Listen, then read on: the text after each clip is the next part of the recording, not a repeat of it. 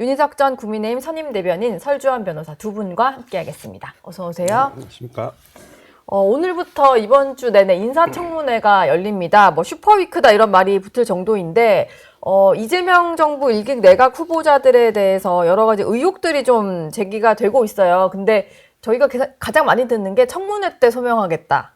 뭐 이런 얘기인데 장관 후보자들은 하루 하잖아요. 네. 하루 동안 뭐 자료 제출 추가로 내고 소명하고 뭐 해명이 수긍이 되고 이게 가능하겠습니까? 일단 이제 이런 소위 말한 뉴 노멀을 예. 새로운 규범을 김민석 총리가 만들었다 이런 평이 있잖아요. 네. 계속 자료 제출을 미루고 내 청문회 가서 정말 이런 의혹을 물었던 사람을 정말 당황하게 하겠다. 뭐 이런 식의 표현을 쓰면서 결국 아무것도 없이 넘어갔어요. 장관들은 더 쉽겠죠. 하루밖에 안 하니까. 네. 그리고 이런 얘기도 합니다. 자꾸 해명을 하면 할수록 청문회 가기 전 그 단계에서 의혹이 점점 더 세진다. 그러니까 아예 말을 안 하는 게 낫겠다. 뭐 이런 작전도 쓴다고 해요.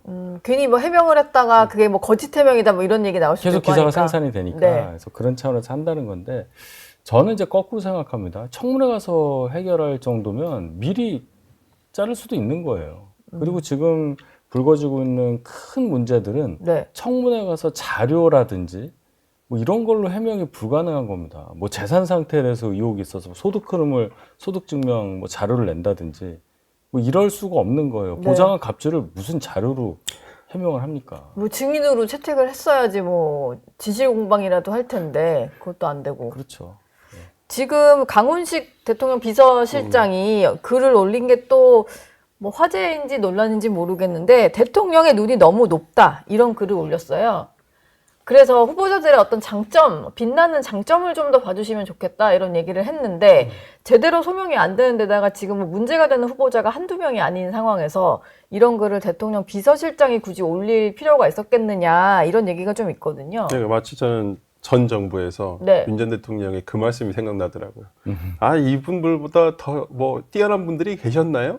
약간 그런 말씀을 교육부 장관 아마 후보 지명자를 놔두고 예. 아마 했던 것 같아요. 네. 그분 결국 낙마하셨던 걸로 네, 기억이 나는데 뭐 똑같은 말씀인 것 같아요. 그러니까 본인들이 생각했을 때는 아우 너무 좋은 후보들이다 네. 이렇게 자화자찬할 수는 있겠지만 근데 언론에서 지금 언론에서 지적하고 있는 게 과거에 비하면 심한 것도 아니거든요. 솔직히 제가 봤을 때는 뭐 충분히 도덕성 후보 그리고 교육부 장관 같은 경우는 가장 기본적인 논문과 관련한 것들이잖아요. 그쵸. 근데 뭐 그런 것들을 지적하고 있음에도 불구하고 뭐 너무 좋은 점만을 봐달라. 네. 근데 좋은 점을 보고 싶지만 좋은 점보다는 아무래도 흠이 더 많이 보이는 것을 먼저 보이는 것이 뭐 인지상정이고 예. 근데 그 흠이라는 것이 교육부 장관 같은 경우에는 너무나 기본적인 논문에 관련한 것이고 뭐 이러한 부분 그리고 정책적인 부분은 우리가 알 수가 없잖아요. 네, 그렇죠. 이분이 뭐 충남대 총장을 하면서 어떤 역량이 있었다.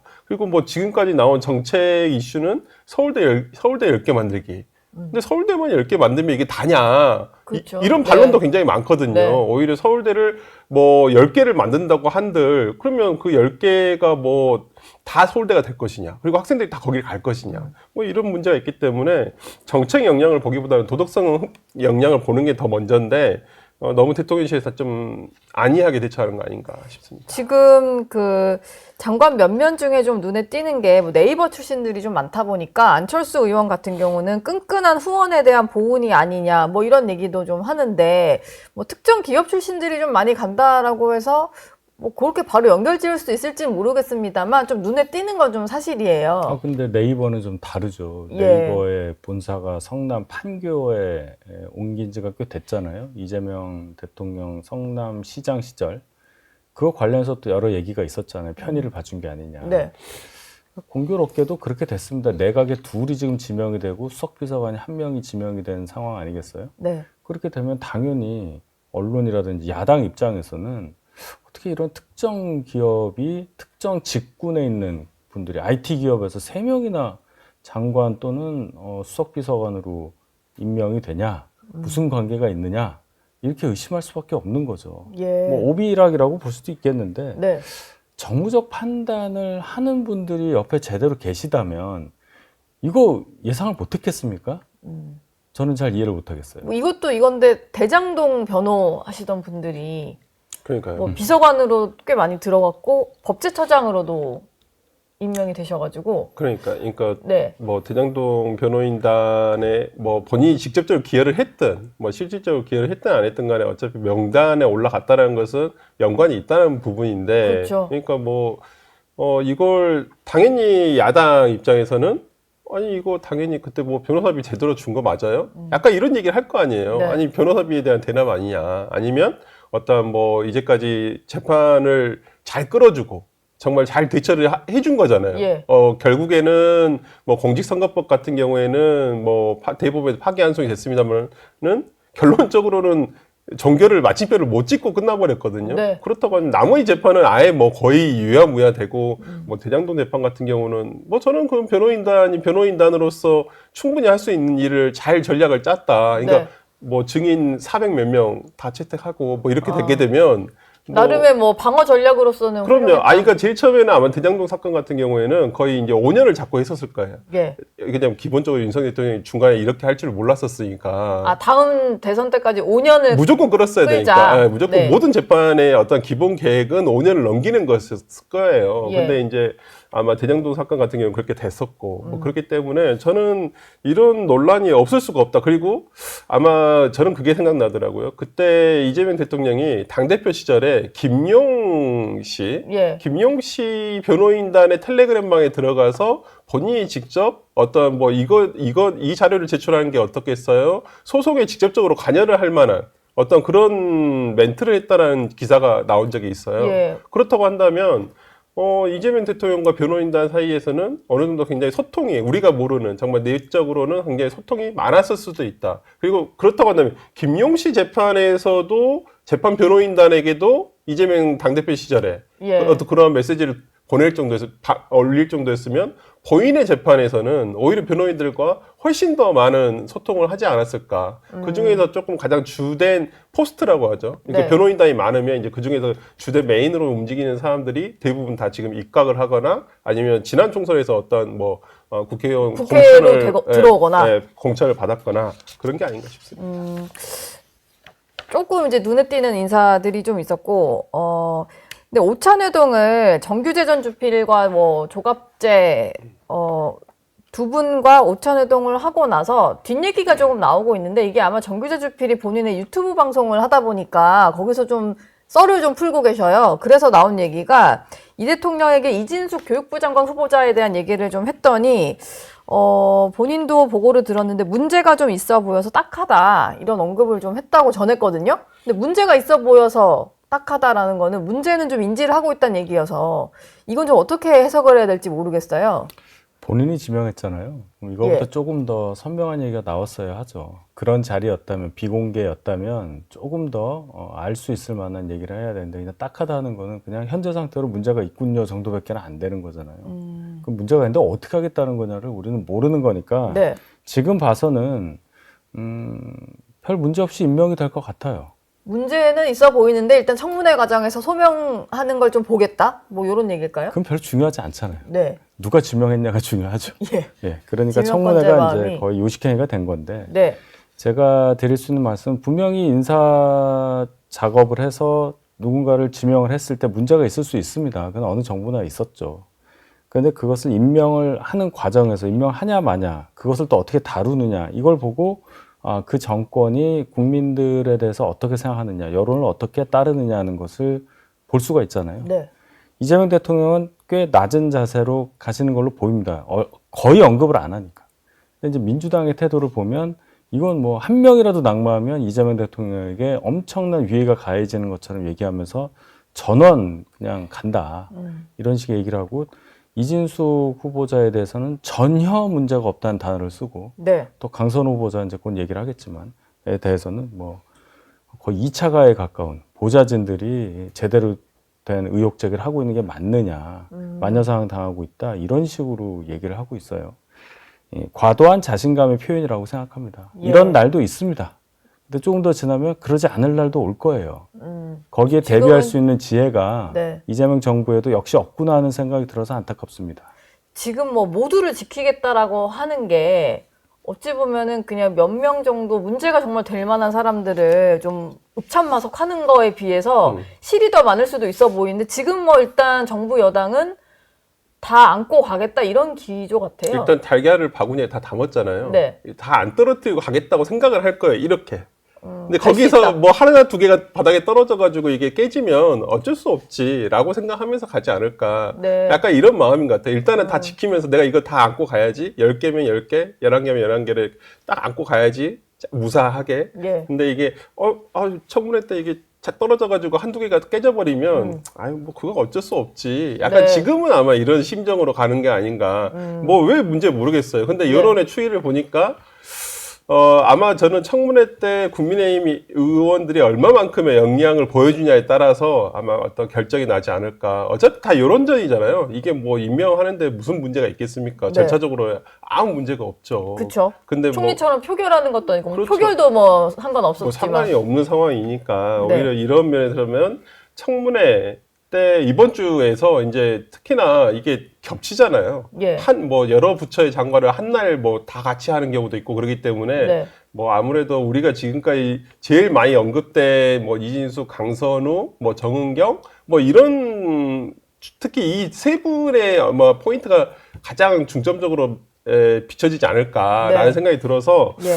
뭐 여기서도 국민의힘이 그냥 유야무야 넘어가 버린다, 힘없이 밀려버린다라고 한다면 그냥 뭐 임명되는 데는 뭐 아무 지장 없지 않을까 싶습니다. 이진숙 후보자 같은 경우는 이제 둘째 자녀를 유학 보내던 시기에 그 규정 위반한 거에 대해서는 인정을 하고 사과를 했거든요. 네. 논문에 대해서는 국회에 제출한 뭐 답변서를 보면 논문 표절이 아니고 자신이 실질적 저자다 뭐 이런 주장을 좀 하고 있거든요. 아무래도 이게 연구 윤리 특히 제자 논문 가로채기 이런 거는 좀 학자로서 엄청난 좀 결격 사유가 있다 보니까 여기에 대해서는 그냥 버티기라고 해야 될까요? 정면 돌파를 좀 나선 모습이에요. 그러니까 이게 본질이잖아요. 교육부 장관이 논문 표절했다 그러면 어느 학생들이 그 교육부 장관 또는 뭐 교사나 교수나 뭐 학교 관계자들이 교육부 장관 말을 따르겠어요. 그러니까 예. 이게 진짜 가장 핵심적인 부분에서 지금 문제가 생겨서 크게 이슈가 되고 있는 건데 본인이 그 표절했다고 보여지는 논문을 본인이 주도적으로 작성을 했다는 말이 어떻게 해명이 되는지 이해를 못 하겠어요. 다른 논문에서 뭘 가져왔다는 거에 대해서 그 얘기는 그러면 공동저자인 제자가 그걸 갖고 왔다는 얘기예요.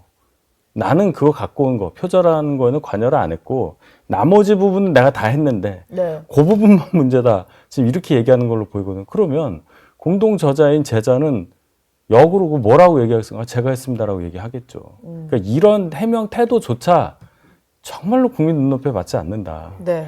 그렇게까지 장관 하고 싶습니까? 이해를 못 하겠어요. 이진숙이라는 이름이 굉장히 유명해집니다. 이렇게 되면은 상징이 돼요. 다른 이진숙 말고. 또 다른 이진숙도 있지만 또 다른 이진숙도 그러니까, 있지만 예. 예. 아, 일단은 청문회까지도 가겠다. 그리고 뭐 여당 입장에서는 모두 다 안고 가겠다라는 기조다 보니까 좀 봐야 될 것 같은데 당장 오늘 청문회 열리게 되는 강선우 의원 얘기도 좀 해보겠습니다. 원래는 이제 초반에는 이진숙 후보자라든지 아니면 조현 후보자의 어떤 부동산 얘기가 많이 나오다가 네. 좀 말미에는 강선우 의원의 갑질 의혹으로 좀 많이 초점이 맞춰진 것 같아요. 근데 이게 뭐 전원이라기보다는 당사자들이 직접 언론을 상대로 인터뷰를 하고 있는 거잖아요. 네. 그러다 보니까 이게 저렇게까지 이제 본인의 어떤 그 불이익을 무릅쓰고 나와서 말을 하는 사람들만에 조금 더 신뢰가 가는 건 사실이거든요. 그렇죠. 이제 그러면서 또 지난 주말에 보니까 물타기를 시도를 하더라고요. 예. 다른 이제 보좌진들의 어떤 그 글을 통해서 우리 의원님 그런 분 아니다. 그렇죠. 이런. 우리 의원님 그러실 분 아닙니까? 예. 이렇게 얘기를 하더라고요. 그래서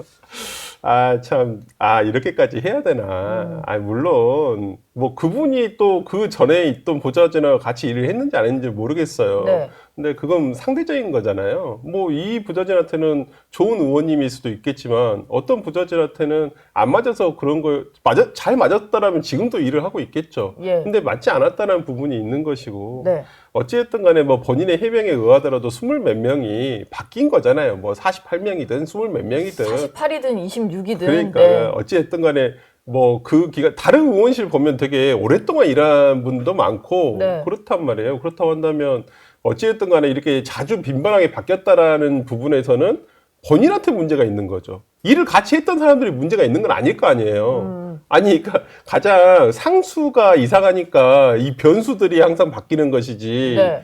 이게 변수들이 다 이상해서 상수는 그대로 있는데 그럴게요. 특정 의원실에만 그렇게 또 이상한 사람들이 계속 채용될 건 아닌 거 있어요. 그거 여야 불문하고 예. 다 있어요. 제가 보니까 특히 모르겠습니다. 여성 의원, 제가 소문을 듣기로는 여성 의원실들이 꼭 그런 데가 몇 군데 있더라고요. 뭐 여성 의원님들이 조금 뭐 더 예민해서 그럴 수도 있겠다. 아니면 그래요? 뭐 그럴 수도 있고 아닌 너무 경우도 약간 있고. 성 받아치기 아닙니까? 저 그런 건 예. 아닌데, 그러니까 네. 저는 이건 개인의 문제라고 삼고 싶어요. 근데 뭐 그런 분들이 몇 분 계시다. 뭐 남성 의원도 우리가 그 보좌진 교체 횟수는 그거 국회에 다 기록에 남잖아요. 예. 그냥 면직하고 또 채용하고 이게 다 남으니까. 그리고 뭐 하여튼 정치부 기자들이나 정치권에 몸담으신 분들 사이에서 소문도 많이 돌죠. 많이 돌죠. 예. 어떤 아니 누가 여야 할 것 없이 좀 우리 그런 의원들 있잖아요. 댓글 가끔 뜨잖아요. 네. 어디 의원실에 누가 어쨌다 저쨌다 뭐 예. 이런 것도 많이 뜨잖아요. 여의도 솔직히. 대나무 숲에도 그러니까요. 글이 자주 그래서 올라오니까. 저는 강선우 의원이 지금 약간 뭐 한번 물타기를 하고 어떻게든 청문회를 통해서 이것을 한번 넘어가 보겠다. 지금 네. 이렇게 시도를 하고 계시는 것 같은데 글쎄요. 저는 뭐 이러니까 뭐 어떤 교체를 하고 이런 부분 뭐 본인이 안 맞으니까 그렇게 할 수도 있죠. 근데 네. 가장 먼저는 사과 아닌가요? 내가 이런 부분 정말 마음 아프게 했다면 정말 미안하다. 네. 내가 진짜 그런 의도는 아니었지만은 먼저 이렇게 나오는 게 맞는데 나간 오히려 이러한 그 갑질을 당했다라고 피해를 입은 부자진한테 야 너가 이상한 사람이잖아. 약간 이런 식으로 몰아붙이는 게 과연 네. 맞나? 오히려 본인이 더 강자잖아요. 예. 그리고 그 고용됐던 전 부자진들이 약자잖아요. 그렇다고 한다면 여기에 대한 대처하는 자세, 그 약자가 상처를 입었을 때 이거 호소를 했었을 때 자신에 대한 비판할 수 있죠. 호소도 할 수 있고 중요한 자리에 가게끔 돼 있으니까 장관이라는 그때 먼저 어떻게 대처를 하는가가 참 보고 싶은 건데 오히려 이런 경우에 오히려 본인의 잘못을 인정하지 않고 오히려 이 피해를 호소하는 사람한테 너가 이상한 사람이야 이렇게 몰아붙이는 게 과연 여성가족부 어떤 여성과 가족이라든 특히나 우리가 그 네. 뭐 여성가족부의 여자가 그 여자는 아닙니다만은 어찌됐든 간에 뭐 우리나라에서 소수를 보호하거나 아니면 조금 더 지원을 열심히 하겠다라는 부서잖아요. 네. 근데 그런 부서의 장관으로서 과연 어울린가? 이런 생각이 좀 듭니다. 윤희석 대변인은 좀 어떻게 보셨습니까? 설전 변호사께서 다 말씀하셨고요. 제가 유심히 보는 거는 그 보좌진과 관련한 의원과 보좌진 간의 관계에 대한 거예요. 네. 그동안 민주당은 그래도 보좌진을 의원들이 상하관계로 보는 것보다는 어떤 동료 개념으로 봤기 때문에 보좌진을 하다가 의원으로 이제 출마해서 당선이 되고 또 더 정치적으로 영향을 발휘하는 분들이 많았던 쪽이라고 봐야 되겠죠. 예를 들어 유시민 전 장관도 네. 이해찬 전 의원의 보좌관 출신이에요. 예. 많단 말입니다. 네. 상대적으로 국민의힘은 별로 없어요. 그러네요. 국민의힘보다 예, 민주당이 훨씬 그래서 그런 관계이긴 했어요. 국회 그동안도. 보좌진들을 정치의 장으로 전면으로 끌어올리는 그 문화가 그래도 민주당은 대단히 낫다 이런 평가를 많이 받았는데 이번 이 일로 계기로 해서 민주당 내부의 그 상황이 어떻게 달라졌는가 그리고 앞으로 민주당이 굉장히 안 좋을 거예요. 이런 두 가지를 저는 생각을 합니다. 네. 이 보좌진들이 한두 명도 아니고 계속해서 이런 의혹을 제기하고 이제 저희 당 의원들에게 제보를 하는 거예요. 네. 오늘 아침에도 한지아 의원 방에 얘기해서 뭐 왕따를 시켜서 이제 강선우 의원이 그 사람이 사직하지 않을 수 없게 만들었고 사직해서 이제 다른 쪽을 구해도 거기에다 또 전화를 해가지고 이 사람 안 좋은 사람이고 쓰지 마세요. 뭐 이렇게 했다는 거 아니에요? 취업 이게- 방해까지. 그렇죠. 예. 이게 이제 뭐 허위냐 아니냐 이걸 떠나서 아 민주당 문화가 이렇게 바뀌었구나. 동료로 인정하지 않는구나. 국회 보좌진들을. 그러면 민주당 의원 수도 오죽 많습니까? 네. 거기에 속한 보좌진들의 사기라든지 의원을 보는 눈은 이제 전하고 다를 거예요. 허종식 의원 같은 사람은 아예 2차 가해를 해버렸어요. 과거에 피해 호소인 얘기하듯이 네. 이거 보좌진이 잘못된 거냐. 내가 아는 강선 의원은 그런 사람이 아니다. 이게 뭐한 짓입니까? 이거 오히려 보좌진이 이상한 강선 의원 사람이다. 하나 지키려다가요. 예. 굉장히 큰 거를 지금 민주당은 놓치고 있다. 그렇게 보입니다. 그렇죠. 국회에서 일하는 게 국회의원뿐만이 아니고 그들을 좀 빛나게 하려고 일하는 보좌진들이 다 지켜보고 있는데 그럼요. 지금 대응이 이렇게 나오는 거니까. 근데 국회 인사청문회 도입 이래에 25년 동안 현역 의원들이 낙마한 사례가 한 번도 없어서 현역 의원 불패다 뭐 이런 얘기가 나올 정도인데 사실 뭐 민주당이 지금 이 정도 의석수를 가지고 있는 여당인 상황에서는 현역 의원이 아니라 뭐 누가 와도 낙마는 안 될 것 같은데요. 그렇죠.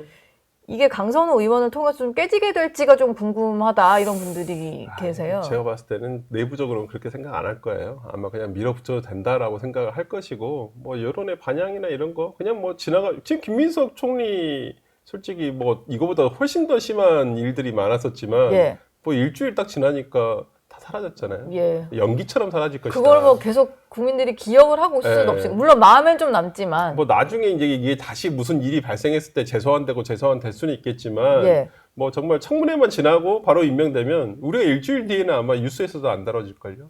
그렇기 때문에 연기처럼 사라질 걸 알고 있기 때문에 네. 아마 이렇게 밀어붙일 것이다. 아마 시간만 지나가길 기다리고 있지 않을까 예. 싶습니다. 일단 오늘도 뭐 한 네 분 정도 후보자가 청문회를 하고 5일 내내 하루에 뭐 3-4명씩 하니까 이게 다 뭐 눈에 띌지 잘 모르겠습니다. 뭐 그냥 묻혀서 지나가는 분들도 꽤 많을 것 같고 근데 진성준 민주당 정책위의장 같은 경우에는 소명이 안 되는 문제라고 한다면 그 점은 우리들이 한 번 더 고민해 봐야 될 대목이다. 그냥 밀어붙인다면 바람직한 자세는 아니다. 이렇게 얘기를 하긴 했거든요. 이거는 어떻게 해석해야 될까요? 이런 자세가 맞는 거죠. 맞는 말인데 예. 속내도 정말로 이런 생각일까요? 글쎄요. 그 이제 주요 당직을 맡고 계신 분이고 이제 뭐 3선쯤 되시니까 그래 정확히 짚어주셨다고 저는 생각을 하는데 모르겠습니다. 민주당에서 이거를 제가 볼 때는 설주환 변호사 말씀하신 대로 그냥 갈 것 같아요. 아무 그냥? 상관이 없거든요. 예. 예. 근데 안타까운 건 민주당에 뭐 쓰실 분들 많잖아요. 꼭 이분이어야 하느냐. 이렇게까지 문제가 있는데 보좌진들 사기까지 흔들 정도의 파괴력을 갖고 있는 이슈를 달고 네. 여성가족부 장관을 하는 게 무슨 내각에 도움이 되겠어요. 본인의 이력 하나 올라가는 것 외에는 모든 사람을 다 좌절시키게 하는 결과가 될 텐데 네. 모르겠습니다. 진성주 의원이 저 강선우 의원 바로 옆 지역구라서 훨씬 더 사정을 잘 알아서 그런지 몰라도 대단히 괜찮은 발언을 하셨다고 저는 평가합니다. 저는 이 발언은 강선우 의원을 상대로 한 게 아니에요. 그건 굳이 한다면 이진숙 전 후보자에 그렇습니까? 대한 것이지. 이진숙 후보자. 네. 옆 지역구 의원인데. 아니요. 예? 그게 생각보다 옆 지역구끼리 엄청 안 좋습니다. 아 그래요? 구청장 같은 경우에 출마 공천할 때 엄청 싸우거든요. 현역 의원들이. 네, 현역 의원들끼리 그런 게 많아요. 같은 지역에서 갑을 구로 아니, 나눠 고 그럼요. 하면 근데 두 분 여기 갑을 병이에요 또. 근데 두 분 다 그러네, 예. 헌화향후에 가서 손잡고 노래도 부르시던. 아유 손은 다 잡죠. 손은 다 네. 잡죠. 뭐 아무튼 속내는 뭐 어떨지 모르겠다. 일단 청문회는 지켜봐야 될 것 같고요. 국민의힘은 지금 청문회가 한창 돌아가는 와중에 또 혁신위도 띄워서 뭐 속도전을 좀 내고 있는 것 같습니다. 혁신위에서. 근데 당원들을 절망하게 만든 8대 사건을 어제 윤희숙 혁신위원장이 얘기를 했거든요. 뭐 다 들어가 있더라고요. 이게 뭐 친윤 친한 할 것 없이 모든 계파를 겨냥한 과거의 사례를 다 집어넣었던데 어떻게 보셨나요? 8대 사건. 그래서 어떻게 하겠다는가가 빠졌기 때문에 뭐 사과 안 하면 당을 나가라는데 그런 글쎄요. 이렇게 되면 이제 전선이 좀 생긴 건 맞아요. 이제 구주류라고 할 수 있는 분들이 이제 여기에 대해서 반발하고 있잖아요. 예. 뭐 장동 의원이라든지 나경원 의원이 사과가 등사냐 지금 얘기를 하고 하는데 윤희숙 의원 본인도 사실은 그 8개 중에 좀 굉장히 실망스러운 사건의 관계자라고 볼 수가 있어요. 예. 뭐죠, 김문수 그게? 후보 보고 여의도 연구원장을 하면서 김문수 후보 보고 단일화 안 할 거면 사퇴하라고 제일 먼저 얘기한 사람이에요. 그건 또 어떻게 할 거냐. 네. 저도 여기에 대해서는 어떻게 답변을 할지가 앞으로 궁금해지는데 예. 가장 제가 놀란 거는 최고위원회를 없앤다는 거예요. 그걸 두 가지로 해석을 하더라고요. 정말 센 당대표가 올 것이다. 그래서 당대표가 그 9명이잖아요. 네. 그 구성이 중앙당무회를 만들어서 그러면은 원내당협위원장 2명, 거기에 회의 참석자가, 그 다음에 사무총장, 여성위원장, 청년위원장 5명을 대표가 지명하기 때문에 그 회의가 엄청나게 당대표 위주로 가서 강력한 리더십이 이제 형성이 된다. 이렇게 이제 보는 분이 있는 반면 저는 반대로 본단 말이죠. 네. 이분들이 최고위원이 아니에요. 그러니까 선출된 분들이 아니란 말입니다. 게다가 원외당협위원장, 국회의원들이 보기에는 파트너로 생각하지 않아요. 원내 저희 당은 당협위원장은요? 제가 네. 그냥 쉬운 말로 회원제 정당이라고 생각합니다. 국회의원만 회원이에요. 정회원이에요. 나머지는 회원이 아니어서 어느 순간 들어가지도 못하고 앉지도 못해요. 네. 그런 정당에서 중앙당무위원회라고 이름을 바꿔버리면 그리고 회원이 아닌 준회원이나 뭐 이런 가회원 정도 되는 분을 앉혀놓고 네. 당대표가 아무리 해도 가장 센 기관이 여기가 아닌 게 되는 겁니다. 상대적으로. 결론은 의원총회가 당의 최고 의사결정 기구가 되는 과정을 닦아주는 거라고 저는 생각을 해요. 오히려 이제 당 대표가 힘을 받아야 되는데 당 대표가 중심이 된 당무위원회는 힘이 빠지고 의총이 오히려 더 그 최종 의사 결정 권한을 가지게 되는 뭐 그렇게 이런 보죠. 기형적으로 될 수가 있군요. 언론에서도 당장 그렇게 볼 거 아닙니까?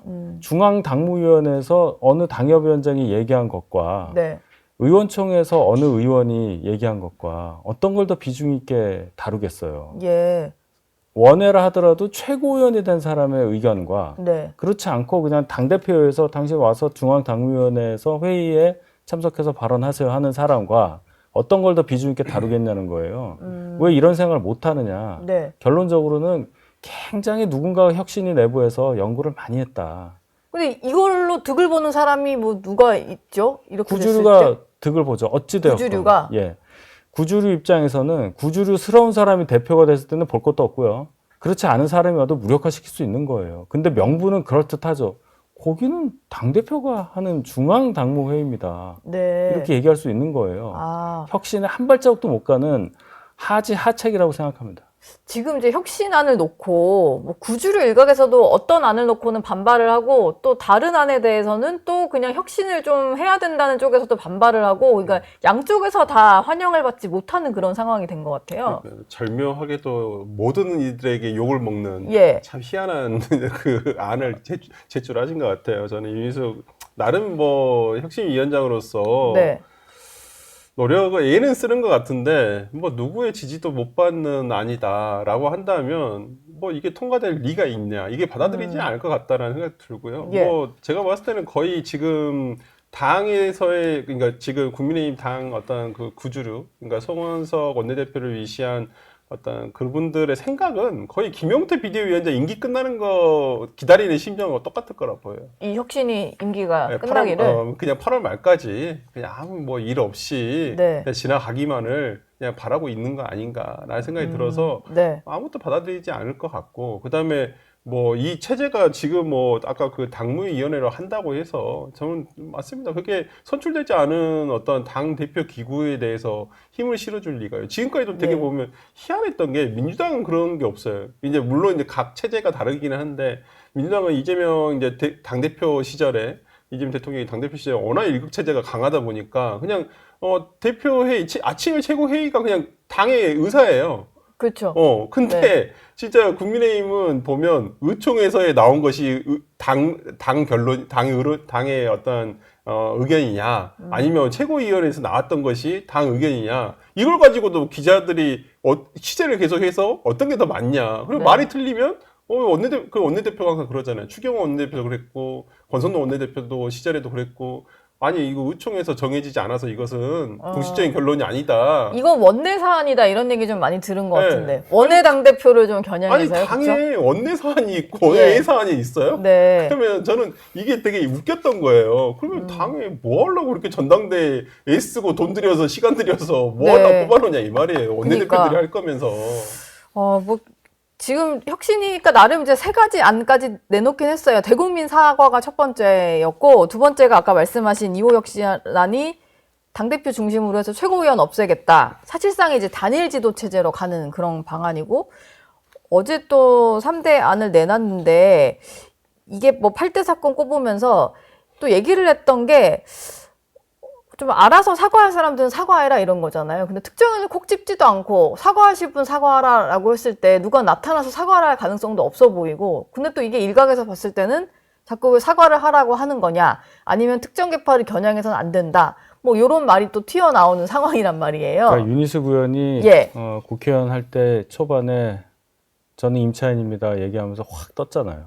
그래서 이제 정책 마인드도 갖고 있고 능력도 있고 혁신성, 여성 이런 거 다 갖춘 분이다. 또 호기롭게 본인의 의혹과 관련해서 사과하고 의원직도 던졌잖아요. 던졌죠. 그런 모습으로 어떤 하나의 상징처럼 돼 있는 분인데 거기에 비하면 치고 나가지를 못하는 거죠. 여기서 실명이 나와야 돼요.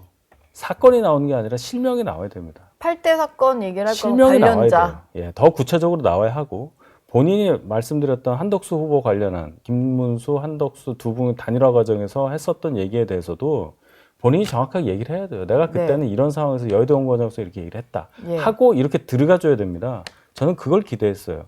처음에 그래서 다른 분들 다 비난할 때 윤희숙 그 위원장에 대해서 기대를 가졌던 게 당원은 한 개인에게 당을 구성하는 구성원의 인적 청산을 할 권한을 주지 않았다. 그 잘 못한다고 그랬잖아요. 다들 비난했어요. 네. 못하겠다는 거네, 안 하겠다는 거네. 근데 저는 역으로 당원 총의로는 가능하다는 얘기를 저렇게 했구나. 그렇게 억지로라도 해석을 하려고 했습니다. 네. 근데 지금 보이는 모습은 글쎄요, 본인 드러내는 역할로 이 혁신위원회를 쓰는 것이 아닌가.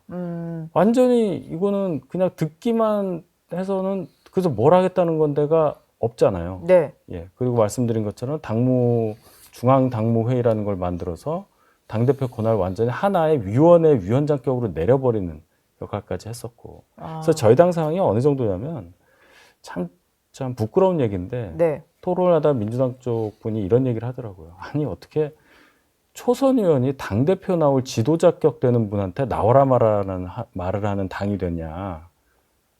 어느 분이 그랬잖아요. 김문수, 한동훈 두 분은 전당대 출마하지 않았으면 좋겠다. 예. 이걸 공개적으로 해버리는 당이다. 나름 이제 지도부니까 지금.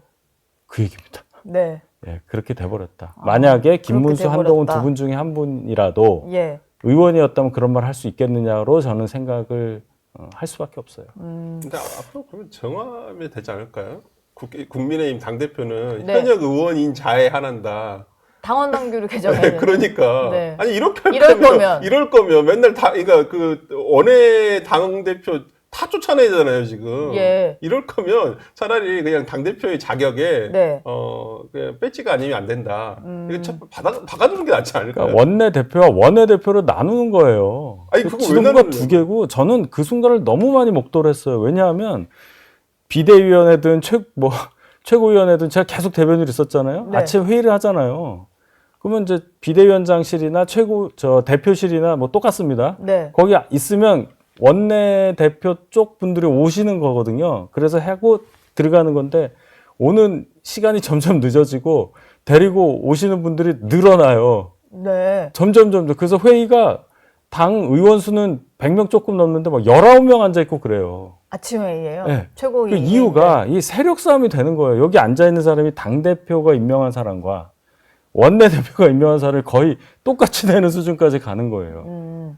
제가 그걸 보면서 이거는 아닌데 하는 네. 거를 지난 한 3, 4년 동안 계속 느껴왔던 겁니다. 이게 여기서 터지는 거예요. 네.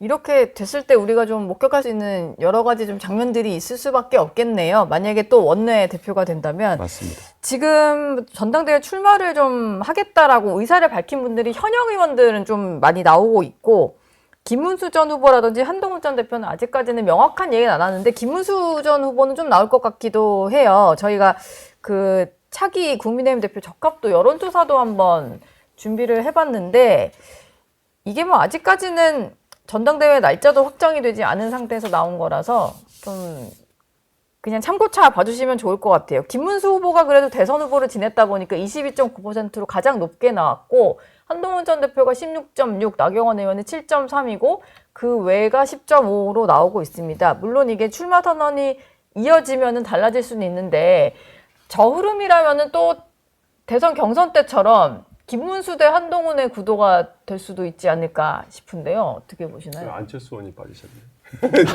그러네요. 공식선에. 안드로 가셨네.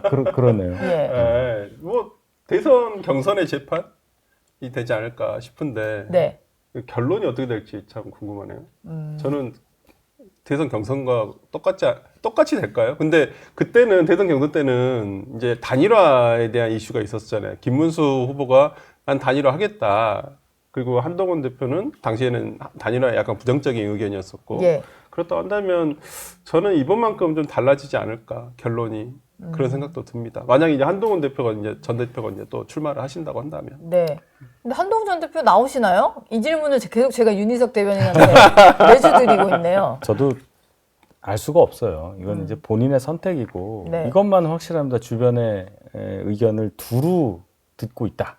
두루 듣고 있다. 그 얘기까지는 뭐. 근데 사실인 왜 거죠. 권성동 의원이 안철수 의원을 저격하려고 쓴 글에 보면 안철수 의원이 원래는 이제 혁신위원장 잘 하려다가 한동훈 전 대표가 전당대회 안 나올 거라는 얘기를 주변에서 듣고는 지금 저렇게 노선을 바꾼 거다 이런 얘기 했잖아요. 네. 그거는 뭐 사실에 기반한 얘기일까요? 권성도 의원과 한동훈 전 대표의 관계가 그런 내밀한 얘기를 할 정도의 관계가 아니기 때문에 그쵸. 그건 그냥 권성도 의원의 개인적인 추측이죠. 예. 그렇게 단정할 수는 물론 결과적으로 그럴 수도 있겠지만 네. 그걸 인용을 해서 저는 안철수 의원을 공격한다. 상관이 없다고 예, 봐요. 상관이 안철수 없죠. 혁신위원장의 어떤 요구 사항이 안 받아들여지니까 저는 아니다. 그러면 이럴 거면 안 한다. 네. 당 대표로 가겠다. 이렇게 칼을 잡으러 가겠다라고 얘기를 한 건 아닌가라는 생각이 들고요. 저는 뭐 한동훈 대표 근데 엊그저께 보니까 무슨 모 방송사에서 했던 그 계엄의 그날에 대해서 한 20분 정도 단독 인터뷰를 이렇게 맞아요. 그게 공개됐던데요. 네, 하셨더라고요. 최근에 색깔을 더욱더 선명하게 내고 있구나라는 생각이 들어서 출마를 하지 않으실까. 저는 저도 이렇게 보고 그 클립을 보고 출마하려고. 출마하려고 찍으신 건가요? 모르겠습니다. 알겠습니다. 다음 주에 또 여쭤보도록 하겠습니다. 두 분 말씀은 여기서 마무리하겠습니다. 고맙습니다. 감사합니다.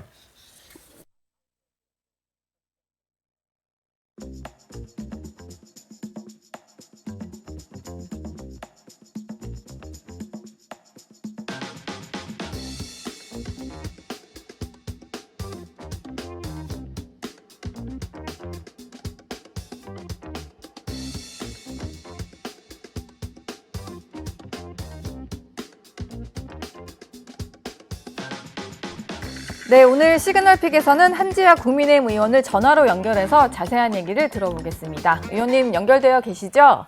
네, 연결되어 있습니다. 반갑습니다. 네, 반갑습니다. 오늘 사실 저희가 의원님 연결한 거는 청문회를 오늘 하셔서 이 얘기 좀 여쭈려고 합니다.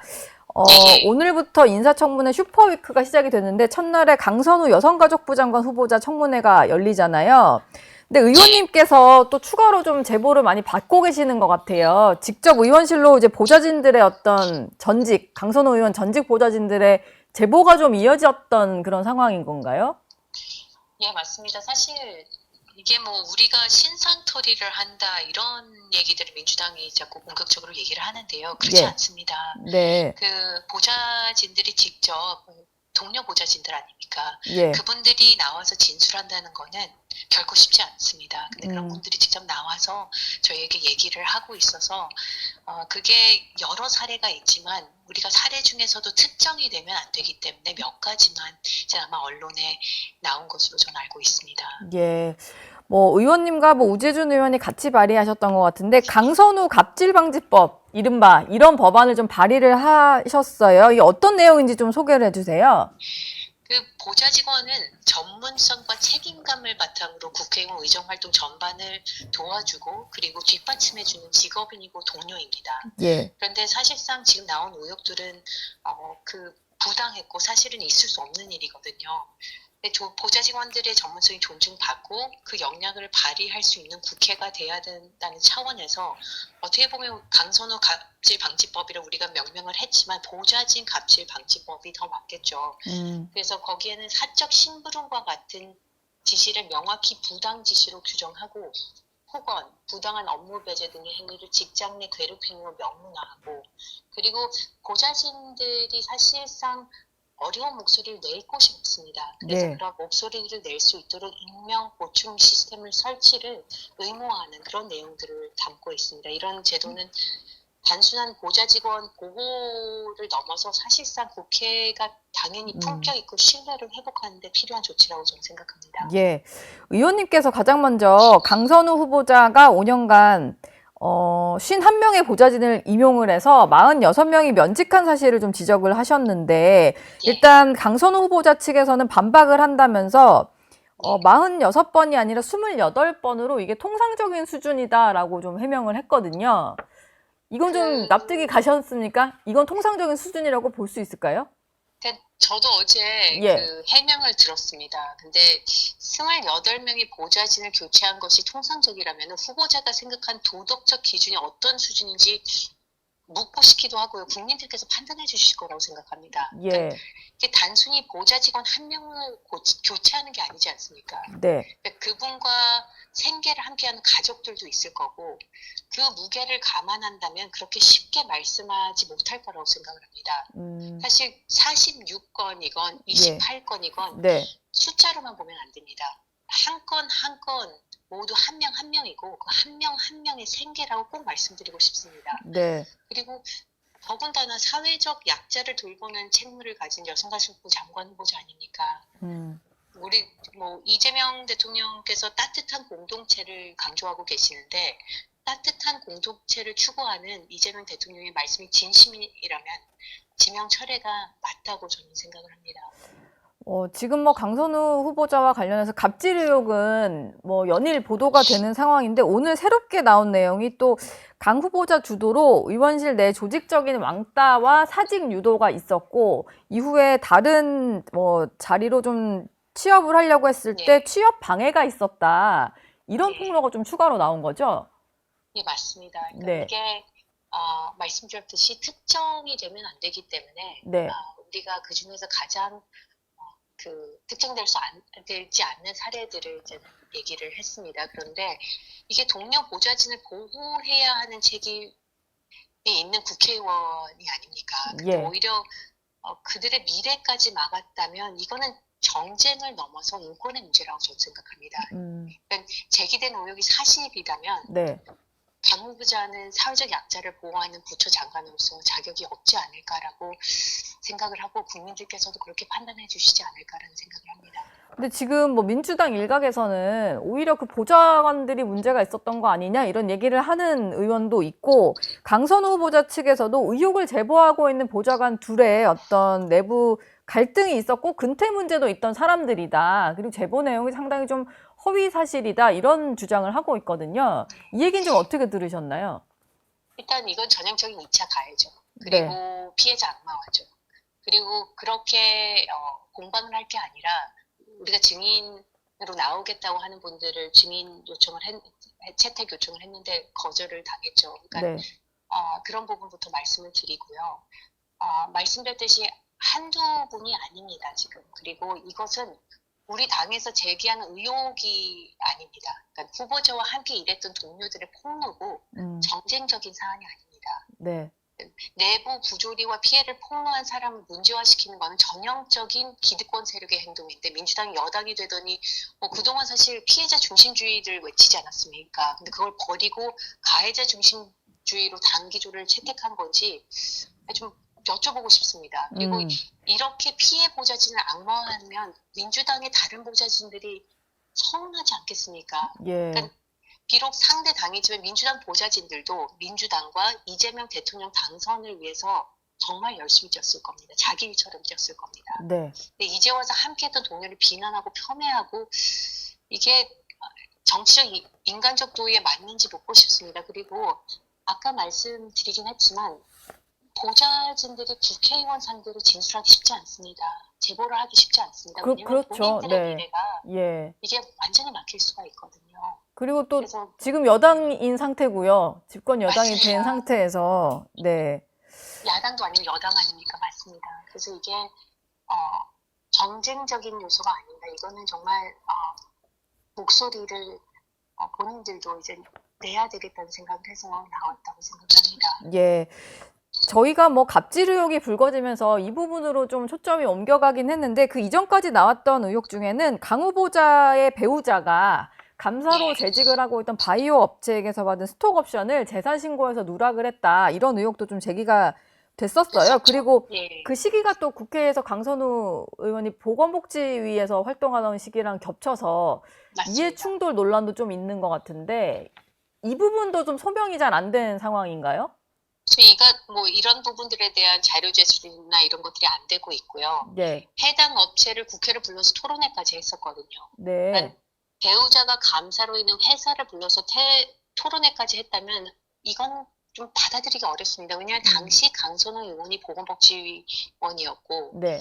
그리고 이게 학회가 아니지 않습니까? 학술단체가 아니지 않습니까? 그렇죠. 회사이기 때문에 네. 이해상충이 있을 수밖에 없는 부분입니다. 음, 그리고 당연히 스톡옵션은 재산 신고를 해야죠. 3천만 원보다 적더라도 말씀드렸듯이 어떤 이해 충돌이 있을 수 있는 사안이기 때문에 네.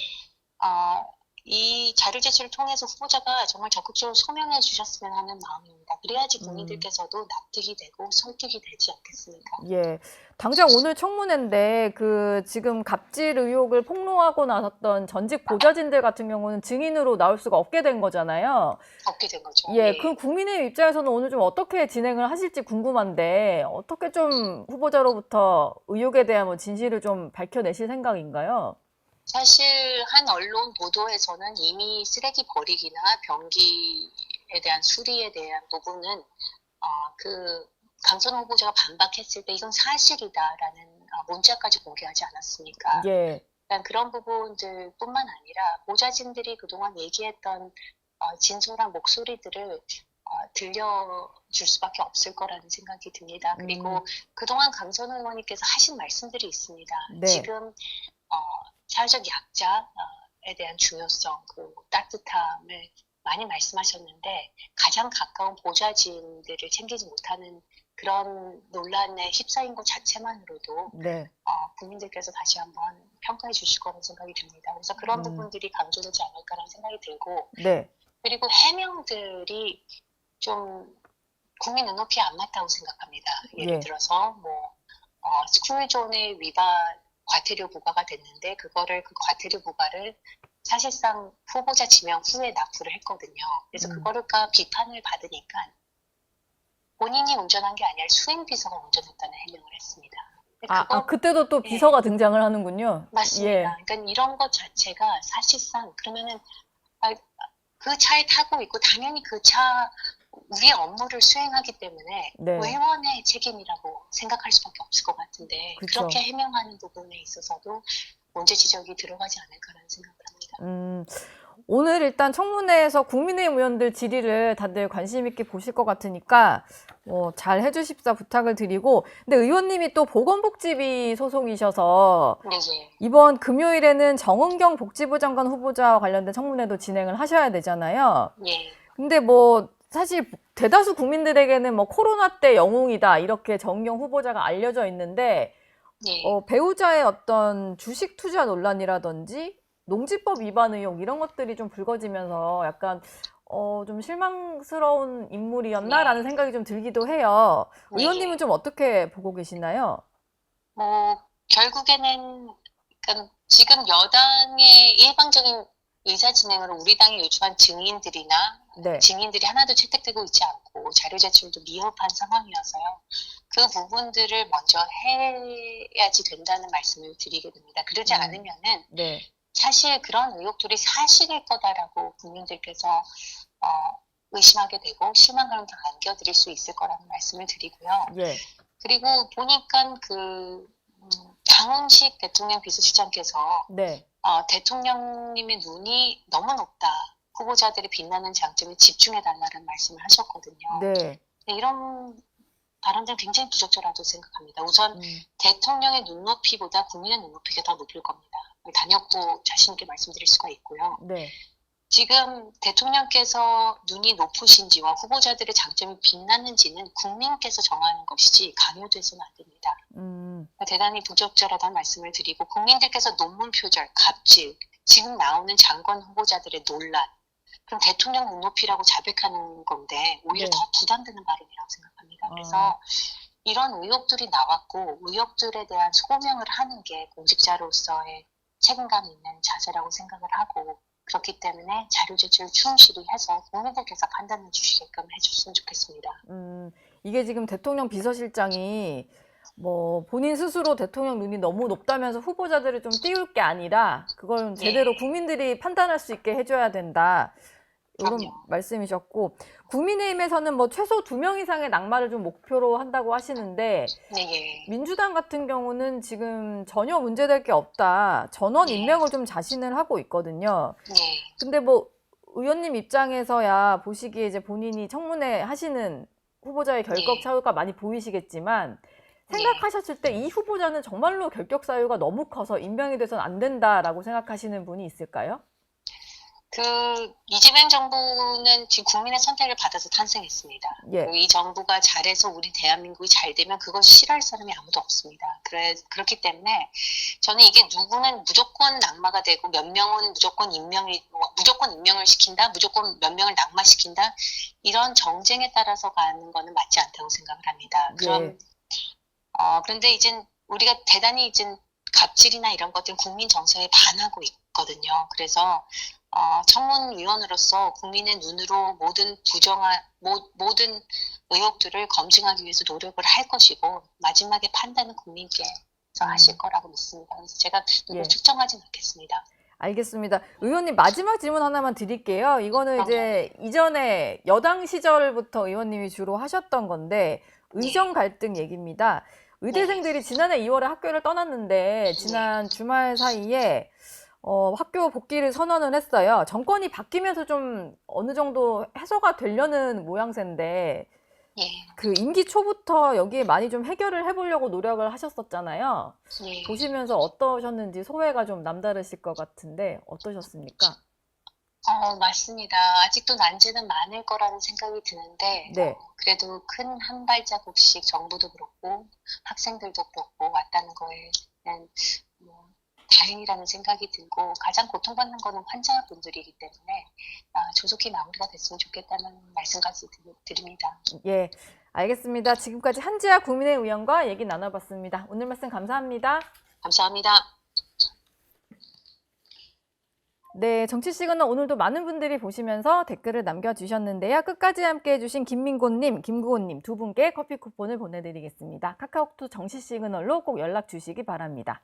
라디오쇼 노은지의 정치 시그널 오늘 송신은 여기까지입니다. 유튜브 채널 들어가셔서 채널A 뉴스 또 정치 시그널 계정도 개설을 했으니까 많이 구독해 주시고요. 저는 내일 아침 8시 다시 돌아오겠습니다.